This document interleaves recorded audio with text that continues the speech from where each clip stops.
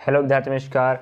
New Narmada institute coach में आपका स्वागत है। हम आपके लिए समस्त भर्ती परीक्षाओं की तैयारी करवा रहे हैं और उसी कड़ी से ले रहे हैं हम आपके लिए कि आरपीएफ कांस्टेबल और एसआई का जो भर्ती प्रक्रिया होना है अप्रैल 2024 में जो उसका नोटिफिकेशन आना है, तो उसकी तैयारी है। तो हम आपके लिए जीकेजीएस के पोर्शन को भी कवर करवा रहा हूँ मैं। जीकेजीएस पिछले साल के एग्जाम को जो भर्ती परीक्षा हुआ था उसके प्रश्न उठाएंगे हम। 2019 में आरपीएफ कांस्टेबल और एसआई का जो पेपर हुआ था, तो हम वहाँ से प्रश्नों को उठा के आपको हल करवाएंगे।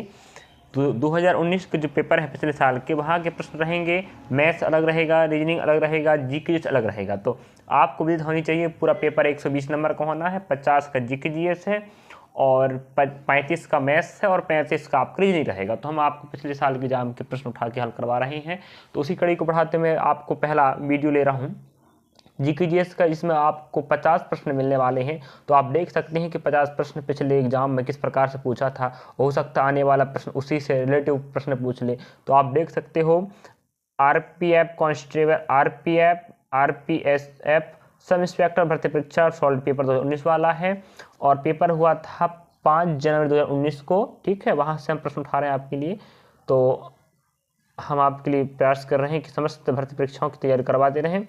उसी हिसाब से हम आपको जो आरपीएफ कांस्टेबल एसआई का जो वैकेंसी आया है नोटिफिकेशन रूप में भी, बट मेन वेबसाइट पर अभी आया नहीं है, बट आने वाला है। और 15 अप्रैल से इसका फॉर्म अप्लाई होने चालू हो जाएगा, जो मई तक चलेगा। तो उसकी तैयारी के लिए आप पहले से लगातार बनाए रखना पड़ेगा। इसलिए हम आपको पिछले साल एग्जाम के प्रश्न उठा करवा रहे हैं। चलिए, तो पहला प्रश्न आपके लिए जीकेजीएस का 50 प्रश्न रहेगा।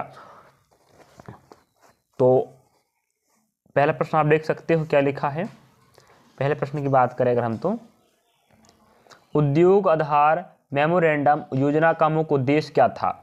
तो समस्त प्रश्न आपके 50-50 सेट वाला एक वीडियो रहेगा और पिछले एग्जाम से उठा के प्रश्न आएंगे, ध्यान रखें। ठीक है, आप लोग समझना है। इस प्रकार से पूछ रहा है, हो सकता है आने वाले समय में इस प्रकार से कोई इससे रिलेटिव प्रश्न आ जाए। ठीक है, तो उद्योग आधार मेमोरेंडम योजना का मुख्य उद्देश्य क्या था। ऑप्शन हमारे पास दिया, पहला उद्यमशीलता में तेजी लाने और स्टार्टअप को बढ़ावा देना। दूसरा, भावी नौकरी तलाशने वालों और नियोक्ताओं के बीच संबंध बनाने की सुविधा देना। थर्ड नंबर का है व्यवसाय करने में आसानी को बढ़ावा देना। अगला है चौथा ऑप्शन, प्रौद्योगिकी और उद्भावन केंद्रों का एक नेटवर्क सेट करना। तो आप लोग बताइए क्या लगाते हैं आप लोग आंसर में। तो इसका राइट आंसर ऑप्शन सी है। तो उद्योग आधार मेमोरेंडम योजना था। इस मेमोरेंडम योजना का मुख्य उद्देश्य क्या था, व्यवसाय करने में आसानी को बढ़ावा देना। तो आप आसानी से व्यवसाय कर सकते हो, इसकी जानकारी आपको मेमोरेंडम उद्देश्य में कहा गया है। तो इस पहले प्रश्न का आंसर ऑप्शन सी आपका बिल्कुल राइट। ठीक है, इस प्रकार हम सेकंड प्रश्न लेते हैं आपके लिए अब। तो सेकंड प्रश्न आप दिखाई दे रहा है, Trans Siberian railway Saint Petersburg को खालिस्तान से जोड़ता है। यह प्रश्न आपको भी मिल जाएगा और आपका भूगोल में यह प्रश्न है। ठीक है, Trans Siberia railway Saint Petersburg को जोड़ता है। जो ट्रांस साइबेरिया रेल मार्ग है जो सेंट पीटर्सबर्ग और किसको जोड़ता है, तो आप बताएं option A B C D क्या हो सकता है, बताइए। तो आप बताना चाहेंगे ऑप्शन का डी ठीक है बिल्कुल। ऑप्शन डी व्लादिवोस्तोक को जोड़ता है। सेंट पीटर्सबर्ग को व्लादिवोस्तोक को जोड़ता है ट्रांस साइबेरिया रेलवे मार्ग। ठीक है, तो सेकंड प्रश्न का आंसर आपका ऑप्शन डी बिल्कुल राइट है। इस प्रकार पिछले एग्जाम में इस प्रकार का प्रश्न पूछा था। अगला प्रश्न आप देख लीजिएगा।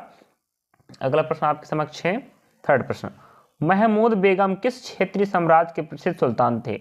महमूद बेगदा किस क्षेत्र के साम्राज्य के प्रसिद्ध सुल्तान थे। जौनपुर, मालवा, गुजरात, बंगाल। बताइए क्या आंसर होगा। तो इसका राइट आंसर है विद्यार्थियों बंगाल। ठीक है, तो महमूद बेगदा की बात करें तो बंगाल क्षेत्र के प्रसिद्ध सुल्तान हुआ करते थे। चौथा प्रश्न आप बताइए, वस्तु एवं सेवा कर जिसे जीएसटी कहते हैं, और जीएसटी सबको होनी चाहिए। जब जीएसटी लागू हुआ था तो बहुत प्रसिद्ध है उस समय जी। वस्तु एवं सेवा कर जीएसटी के संबंध में कौन सा कथन नहीं है, सही नहीं है।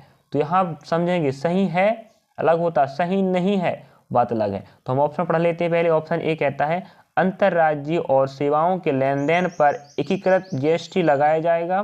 दूसरा, विशेष महत्व के घोषित सामान की अवधारणा समाप्त कर दी गई। अगला, राजस्व के नुकसान के लिए राज्यों को 5 वर्ष के लिए मुआवजा मिलेगा।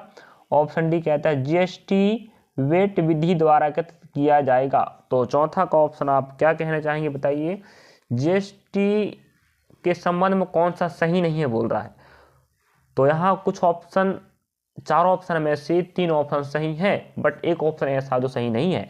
तो इसका राइट आंसर ऑप्शन बी है विद्यार्थियों, क्या, विशेष महत्व के घोषित सामान की अवधारणा समाप्त कर दी गई।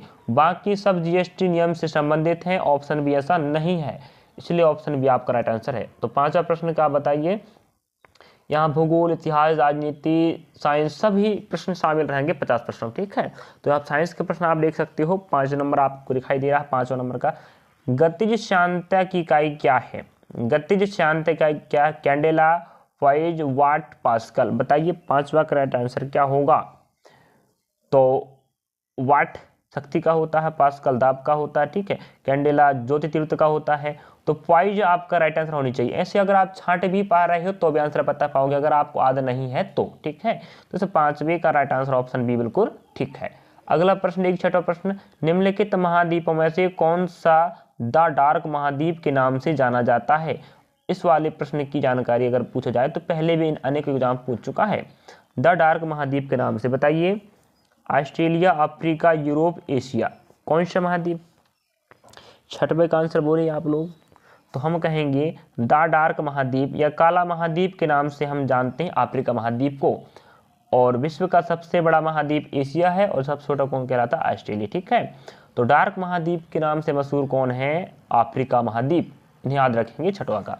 अगला 7वां प्रश्न आप देख लीजिए। चलिए 7वां प्रश्न की बात करें अगर हम, तुम पहाड़ियों की निचली सतह और घाटियों की रेती में मिट्टी के रूप में जमा खनिज क्या कहलाता है। जो पहाड़ी इलाके होते हैं, पहाड़ की निचला सतह और घाटियों की रेतीली जो मिट्टी के रूप में जमा खनिज क्या कहलाता है, जो बोल रहा है। तो option A, B, C, D, बताइए क्या होगा। तो 7वें प्रश्न का आंसर बिल्कुल राइट है, प्लेसर डिपॉजिट। क्या बोलते हैं, प्लेसर डिपॉजिट इसका राइट आंसर है। 7वां का भी है। कुछ प्रश्न ऐसे होते हैं जो बहुत थोड़ा हार्ड होते हैं, बट कुछ प्रश्न ऐसे होंगे जो आपको सरल लगेंगे, ठीक है। तो अगला प्रश्न आप देखिए 8 नंबर का, इसको भी एग्जाम पूछ चुका पहली बात, कई बार ध्यान रखें, भूगोल वाले विद्यार्थी जानते होंगे। ग्रीनलैंड निम्नलिखित में से किस महाद्वीप के अंतर्गत आता है। तो ग्रीनलैंड 8वां का आंसर क्या होगा बताओ, उत्तरी अमेरिका, एशिया, यूरोप, अंटार्कटिका। तो ये महाद्वीपों के नाम है। तो ग्रीनलैंड हमारे उत्तरी अमेरिका में आता है। तो 8वां का राइट आंसर क्या, ऑप्शन नंबर ए, याद रखेंगे, अगली बार अगर पूछता तो आप आसानी से बता पाओगे। ग्रीनलैंड हमारे उत्तरी अमेरिका में आता है। और हमारे विश्व में कितने महाद्वीप हैं, 7 महाद्वीप आपको विदित होनी चाहिए, ठीक है। तो संपूर्ण विश्व के भूभाग को 7 भूमि पर बांटा गया, जिनका नाम क्या रखा गया, महाद्वीप। इस प्रकार 8 प्रश्न आप देख चुके हैं। अगला प्रश्न लीजिए आप लोग, 9वां प्रश्न देख लीजिए आप लोग। 9वां, आधुनिक ओलंपिक खेल कितने दिनों के लिए आयोजित किए जाते हैं। आधुनिक ओलंपिक मतलब वर्तमान में जो ओलंपिक खेल है, और ओलंपिक खेल विश्व जगत का सबसे बड़ा खेल महोत्सव माना जाता है, इस बात को ना भूलें, ठीक है। जो 1894 से चालू हुआ है। और हमारा भारत 1900, और ओलंपिक खेल का आयोजन प्रत्येक 4 साल में होता है। और भारत देश 1900 से शामिल हुआ है, मतलब सेकेंड ओलंपिक खेल से भारत शामिल हुआ। 1896 से हम 1896 से चालू हुआ है कौन, ओलंपिक खेल, और 1900 से भारत शामिल हुआ है। लेकिन यहाँ पूछ रहा आधुनिक ओलंपिक खेल जो होता है 16 दिन के लिए आयोजित, ठीक है। तो इस 9वें का राइट आंसर ऑप्शन ए है। अगला प्रश्न देखिए 10वां नंबर देखिए, बीहड़ आमतौर पर भारत के किस नदी बेसिन में पाए जाते हैं। मतलब किस नदी द्वारा, बीहड़ मतलब क्या, खंडहर, जो नदियां होती हैं, जो पानी, नदी के जो पानी होता है, पानी बहाव का क्या होता है, मिट्टी को खोद दिया जाता है और वहाँ गड्ढे बन जाते हैं, उन्हें क्या बोला जाता है, बीहड़ क्षेत्र कहते हैं। तो अगर आप मध्य प्रदेश के विद्यार्थी हैं माना जाए, तो आप मध्य प्रदेश के विद्यार्थी, तो आप इसे भली भांति परिचित होंगे।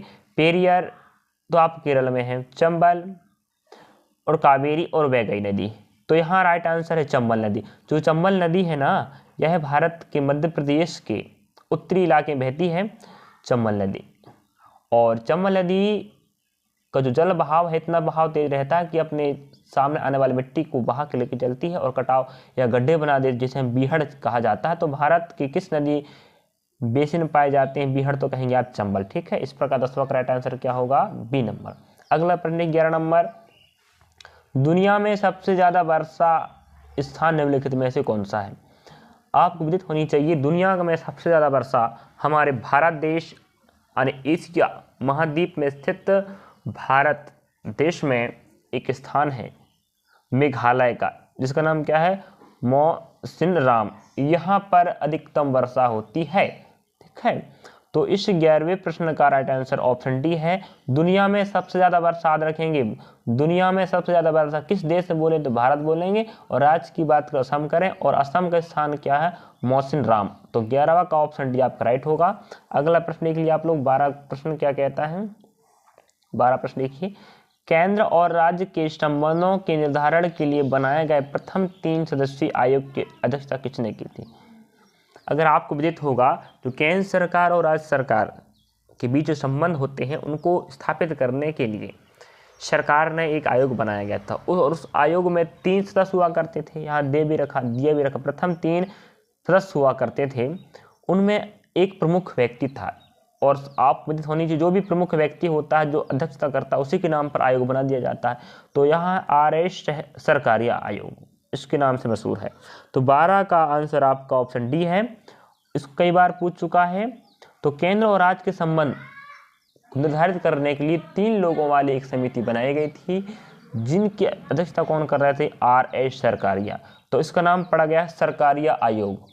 तो अगर पूछा जाए केंद्र और राज्य के बीच संबंध को दर्शाने वाला आयोग का नाम क्या है, तो क्या बोलेंगे? सरकारिया आयोग। और उस आयोग के अध्यक्ष कौन थे? RS सरकारिया। उन्हीं के नाम पर आयोग का नाम रखा गया था। अगला प्रश्न आप देखिए 13 नंबर, ध्यान रखें विद्यार्थियों, यहाँ से प्रश्न अगर दोबारा आता है या रिलेटिव प्रश्न आता है तो आप बनाने का प्रयास करेंगे। तो इन्हीं प्रश्नों को समझें कि हाँ पिछले एग्जाम इस प्रकार का प्रश्न आया था, हो सकता आने वाले में एग्जाम इस प्रकार का प्रश्न आ जाए। तो 13 नंबर प्रश्न देख सकते, रिले शब्द खाली स्थान से संबंधित है। रिले शब्द, तो आपके पास थ्रोइंग, रनिंग, फेंसिंग और वेट लिफ्टिंग, बताइए। तो 13 प्रश्न की बात करें तो ऑप्शन आपका क्या होनी चाहिए? B, running.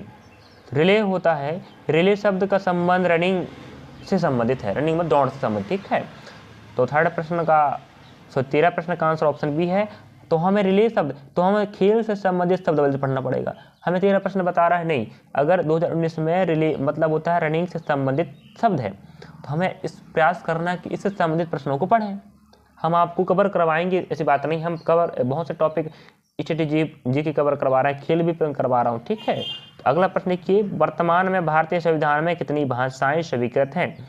14 का आंसर आपको विदित होनी चाहिए अगर आप संविधान पढ़ रहे हैं। तो संविधान का प्रश्न है विद्यार्थी, ध्यान रखें जी। चलिए, तो वर्तमान में भारतीय संविधान में 22 भाषाएं स्वीकृत हैं। कितनी भाषाएं? 22 भाषाएं, ना कि 21, ना कि 24, ना कि 26, ना कि 22 भाषा स्वीकृत हैं। सर्वप्रथम 14 भाषाएं थी, फिर बढ़ते बढ़ते कितने हो गए? 22 भाषाएं स्वीकृत हैं। निम्नलिखित में से कौन सा राज्य हर वर्ष हॉर्नबिल महोत्सव त्यौहार मनाता है? यह तो पिछले अनेक एग्जाम में आ चुका है, ऐसे नहीं RRB की बात करें। ठीक है, अनेक एग्जाम में आ चुका है। तो यहाँ अगर हम बात कर रहे हैं किसकी? हॉर्नबिल महोत्सव कहाँ होता है? मणिपुर, नागालैंड, असम, सिक्किम। और जो ऑप्शन दिए हैं सभी के सभी राज्य कहाँ पड़ते हैं? आपके पूर्वोत्तर राज्य हैं। तो आप क्या बोलेंगे? हॉर्नबिल महोत्सव होता है नागालैंड। और इसकी राजधानी कोई बताएगा? बताएं, आपके लिए छोड़ता हूँ। ठीक है, कमेंट बॉक्स जरूर बताइएगा। सिक्किम की राजधानी गंगटोक है, असम की दिसपुर, मणिपुर की क्या इम्फाल है, और नागालैंड की बताइए, आपके लिए रहेगा। ठीक है, तो हॉर्नबिल महोत्सव का आयोजन हमारे भारत देश के नागालैंड राज्य में किया जाता है, जिसकी राजधानी आपको बताना पड़ेगा। इस प्रकार तो 15 प्रश्न आप देख चुके हैं। 16 प्रश्न देखिए आपको। 16 प्रश्न कहता है, किस अनुच्छेद में वित्त आयोग के अर्ध न्यायिक निकाय के रूप में स्थापित करने का प्रावधान है? तो अनुच्छेद 300, अनुच्छेद 280, अनुच्छेद 101, अनुच्छेद 789। ठीक है, ऑप्शन की बात करें तो 16 का ऑप्शन आपका राइट होगा, ऑप्शन नंबर बी। 280 अनुच्छेद में कहा गया है कि अर्ध न्यायिक निकाय के रूप में स्थापित करने का प्रावधान है वित्त आयोग। ठीक है, वित्त आयोग सीधी बात कहा जाए तो वित्त आयोग का गठन किस अनुच्छेद के तहत होगा, तो आप बोलेंगे अनुच्छेद 280। अगर 280 अनुच्छेद में पूछा जाए क्या, तो आप क्या बताएंगे, वित्त आयोग के स्थापित करने की जानकारी है। और वित्त आयोग एक अर्धन्यायिक आयोग के रूप में माना जाता है। ठीक है, अर्धन्यायिक है। और 280 अनुच्छेद में क्या है, वित्त आयोग है। वित्त आयोग की स्थापना के बारे में बताया गया है। और वित्त आयोग क्या होता, एक अर्धन्यायिक के निकाय के रूप में काम करता है। अगला प्रश्न देखिए, तो 16 का ऑप्शन भी राइट है।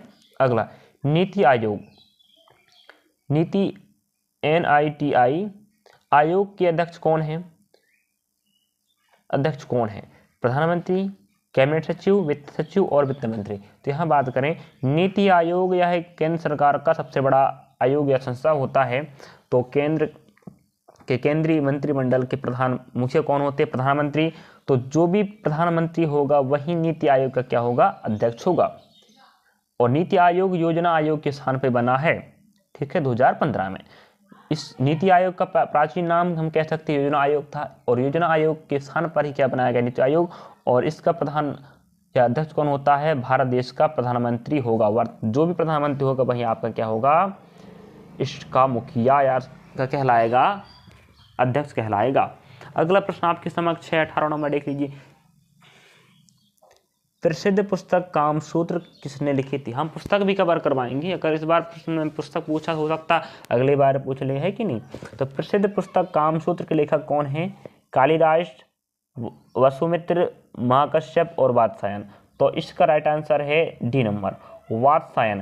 कामसूत्र के लेखक कौन है, ऑप्शन डी, वात्स्यायन। अगला देखते हैं हम, चलिए। तो आप लोग विद्यार्थियों पढ़ते चलिएगा और देख चलिए। हाँ, इस टॉपिक से अगर प्रश्न पूछा हो सकता अगली बार इसी टॉपिक से प्रश्न पूछ ले, तो आप वो सरेडे करके पढ़ सकते हो, है कि नहीं। तो 19 नंबर का प्रश्न आपके समक्ष देख सकते हो। एक्सरे की खोज किसने की थी। एक्सरे मतलब अब आपका साइंस वाला प्रश्न आ गया। तो सभी प्रश्न यहाँ टॉपिक कवर होंगे। एक्सरे की खोज किसने किया था, रोहान विल्हेम रिटर। आप लोग पढ़ लीजिएगा, ठीक है। बट आंसर बताइए, ऑप्शन ABCD क्या हो सकता है। 19 की अगर बात करें तो ऑप्शन बी आपका राइट है। क्या है, विल्हेम कॉनरेड रोएंटजेन। ठीक है, आपके एक्सरे, आप एक्सरे करवाते हो ना, जब आपको चोट लग जाता है तो आप हड्डी में कहाँ चोट लगा है उसकी जानकारी पता करने के लिए डॉक्टर के पास जाते हैं। तो डॉक्टर क्या करता है, एक्सरे करता है। एक्सरे करने के बाद बताता है कि नहीं आपका हड्डी इधर थोड़ा सा राइट लेफ्ट हो गया है, जो भी हो गया, टूट गया है। तो वो एक्सरे के माध्यम से ही बताते हैं। तो एक्सरे के जन्मदाता खोजकर्ता कौन है, विल्हेम कॉनराड रोएंटजेन। इन्हें याद रखेंगे, अन्य कोई एग्जाम पूछ चुका है। और प्रश्न 20 की बात करें, प्रश्न क्रमांक 20 की बात करें तो एक बड़ी सजा को हल्की सजा में परिवर्तित करना कहलाता है। अब देखो कॉमन सा प्रश्न है, जब कोई बड़ी सजा होगी, अगर बड़ी सजा को तुम हल्की मतलब होता है छोटी सजा में परिवर्तित करना कहलाएगा। लघुकरण, क्षमा, मोहलत, दंड विराम। बताइए क्या होगा ऑप्शन, आप बता सकते हो ना। लघुकरण मतलब होता छोटा करना, तो ऑप्शन आपका 20 का बिल्कुल राइट ए होगा।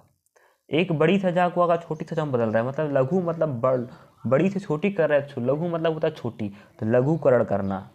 ठीक है, तो ऑप्शन ए आपका राइट है। किसकी बात करें तो क्या होगा, कार्बन के द्वारा अन्य कार्बन परमाणुओं के साथ सहसंयोजक बंधन बनाने की विशेषता कहलाती है, क्या कहलाती है। इलेक्ट्रोनेजेशन, आयनीकरण, इलेक्ट्रोलिसिस और संकलन। तो साइंस के प्रश्न है, किसके बताइए क्या आंसर होगा। तो देखिए, कार्बन के द्वारा अन्य कार्बन परमाणुओं के साथ सहसंयोजन बंधन बनाने की श्रृंखला विशेषता कहलाती श्रृंखलन। कार्बन में गुण पाया जाता श्रृंखलन का, इसको याद रखेंगे। कार्बन में क्या पढ़ा, कार्बन का एक गुण होता है श्रृंखलन का, जो आप विदित होनी चाहिए। ठीक है, तो वही क्या बोला, कार्बन के द्वारा अन्य कार्बन परमाणुओं के साथ सहसंयोजक बंधन बनाना। तो सहसंयोजक बंधन बनाता है वो, उसमें एक श्रृंखलन का गुण पाया जाता है। श्रृंखला मतलब होता है चैन बनाने का, चैन बनाने गुण पाया जाता है अन्य कार्बन परमाणुओं के साथ। ठीक है, और 22 प्रश्न की बात करें तो इस 21 का राइट आंसर ऑप्शन डी होगा। और 22 प्रश्न की बात करें तो पहली पहली अंतर्राज्यीय परिषद का गठन हुआ था? 22 प्रश्न, पहली अंतर्राज्यीय परिषद का गठन कब हुआ था? 1993, 1990, 1991, 1997 में। तो आंसर आपका क्या होगा? 22 का राइट आंसर है 1990 में। याद रखेंगे इसको, वर्ष 1990 में पहली अंतर्राज्यीय परिषद का गठन हुआ था। अब 23 प्रश्न की बात करें हम तो चलिए बताइए आप लोग। 23 प्रश्न, निम्नलिखित में से किस राज्य में लेपाक्षी मंदिर स्थित है? तो बताइए, केरल, कर्नाटक, आंध्र प्रदेश, तमिलनाडु। इस मंदिर के बारे में अनेकों बार एग्जाम पूछ चुका है। बताइए, लेपाक्षी मंदिर। 23 प्रश्न का आंसर बताइए, बताएंगे आप लोग। इसका राइट आंसर है आंध्र प्रदेश। जो लेपाक्षी मंदिर है, लेपाक्षी मंदिर बहुत प्रसिद्ध है, दक्षिण भारत का राज्य आंध्र प्रदेश में स्थित है। अगला प्रश्न है 24 नंबर, दिए गए विकल्पों में से कौन सा एक व्यक्तिगत खेल नहीं है? व्यक्तिगत खेल नहीं मतलब सिंगल खेल नहीं है, नहीं है बोल रहा, ठीक है। देखो, मैराथन अकेला खेल सकते हो, खो खो अकेला नहीं खेल सकते आप, स्प्रिंट अकेले खेल सकते हो, लंबी कूद अकेले। तो व्यक्तिगत खेल नहीं मतलब ऐसा खेल जो आप अकेले नहीं खेल सकते। दौड़ अकेले दौड़ सकते हो, लंबी कूद अकेले कर सकते हो, खो खो आप अकेले नहीं खेल सकते। यहाँ एक तरफ 9 खिलाड़ी की संख्या होती है। मैंने इस वाले टॉपिक को कवर करवा चुका हूँ, अभी वीडियो नहीं डला होगा, डल जाएगा, ठीक है। तो हम आपको वही टॉपिक लेंगे जो एग्जाम में पूछता है और लेता है। हम आज से एक प्रश्न आने की संभावना है। यहाँ मतलब एक पक्ष में कितने खिलाड़ी होते हैं अगर आपको विदित है तो आप यहाँ आंसर लगा सकते थे। 24 का ऑप्शन डी राइट होनी चाहिए कि नहीं, बताओ आप खुद सोच के बताइए ना। एकल खेल नहीं है, एकल खेल नहीं है, कौन नहीं है? खो खो। खो खो में 9 लोग रहेंगे तभी खेल पाओगे ना, बाकी में तो अकेले हो सकता है। अगला प्रश्न है, जय जवान जय किसान का नारा किसने दिया था? जय जवान जय किसान का नारा सरदार वल्लभ भाई पटेल, इंदिरा गांधी, जवाहरलाल नेहरू और लाल बहादुर शास्त्री किसने दिए थे? तो हम कहेंगे 25 का भी राइट आंसर ऑप्शन डी है। तो जय जवान जय किसान का नारा भारत के दूसरे नंबर के प्रधानमंत्री लाल बहादुर शास्त्री द्वारा दिया गया था। और जय जवान जय किसान जय विज्ञान का नारा हमारे तत्कालीन प्रधानमंत्री श्री दामोदर दास नरेंद्र मोदी द्वारा दिया गया है। जय जवान जय किसान जय विज्ञान का। और जय जवान जय किसान लाल बहादुर शास्त्री, सरदार वल्लभ भाई पटेल भारत के पहले क्या हैं बताएं? उप प्रधानमंत्री। और इन्हें ही लौह पुरुष कहा जाता है। और भारत के पहले प्रधानमंत्री पंडित जवाहरलाल नेहरू हैं और इंदिरा गांधी भारत की पहली महिला क्या प्रधानमंत्री है। इस प्रकार हमने 25 प्रश्न आप कवर करवाए हैं। और अगर यहाँ पर समय रहता तो हम 25 प्रश्न और ऐड कर देंगे, नहीं तो हम सेकेंड पार्ट में आपको 25 प्रश्न कवर करवाएंगे। चलिए, थैंक यू, धन्यवाद।